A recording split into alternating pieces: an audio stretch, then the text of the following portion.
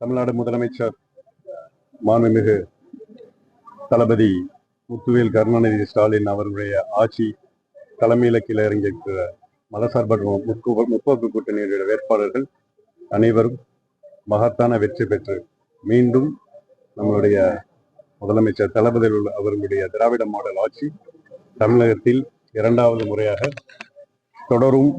அதற்கு தமிழக மக்கள் அனைவரும் ஆர்வமாக எழுச்சியாக இன்றைக்கு மதசார்பற்ற முற்போக்கு கூட்டணியின் வேட்பாளர்களுக்கு அமோக ஆதரவு அளித்து வாக்களித்து வருகிறார். போடி சட்டமன்ற தொகுதியில 4வது முறையாக போட்டியிடுறாரு. அவருக்குரிய வெற்றி வாய்ப்பு.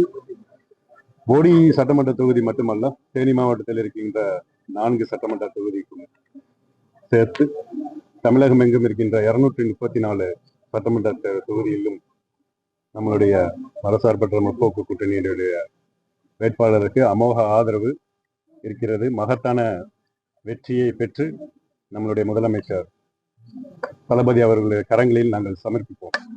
தேனி மாவட்டம் மட்டுமல்லாத வெளி மாவட்டங்களில் சுற்றுப்பயணம் மேற்கொண்டீங்க. அங்க இருக்கிற மக்கள்கிட்ட எப்படி ஒரு எழுச்சி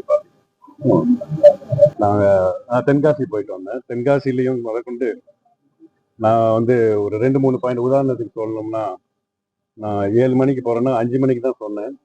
ஆனா அந்த 2 மணி நேரத்துல ஒட்டுமொத்த கிராம மக்களே, நான் சொல்ற அந்த பாயிண்ட்ல, நான் பேச இருக்கின்ற அந்த பாயிண்ட்ல ஒட்டுமொத்த மக்கள், தமிழக மக்கள், முக்கியமாக பெண்கள் அந்த இடத்துல ஆர்வமாக கூடினார்கள். இதெல்லாம் பார்க்கும்பொழுது தென் மாவட்டங்கள் முழுவதும் திராவிட முன்னேற்ற கழகத்தினுடைய கூட்டணியை அமோக வெற்றி பெறும் என்று தெரிவித்தார். போடிநாயக்கனூர் சட்டமன்ற தொகுதியில அதிமுக வேட்பாளர் யாரையும் எதுவும் செய்ய வேணாம், நாங்க இரட்டைலை மட்டும் சொல்லிட்டே இருப்போம், வாக்குகள் விழுந்துட்டே இருக்குன்னு சொல்லி பேசி. யார் சொன்னா? நம்ம அதிமுக வேட்பாளர் நாராயணன். சென்ற தேர்தலில் நீங்க பாத்தீங்கன்னா அதிமுகவின் அதே வேட்பாளர் நின்னாரு. இதே இரட்டலை சின்னதான் நின்று டெபாசிட் கூட வாங்க முடியல. அதை திருப்பி அவர்கிட்ட கேள்வி. நன்றி.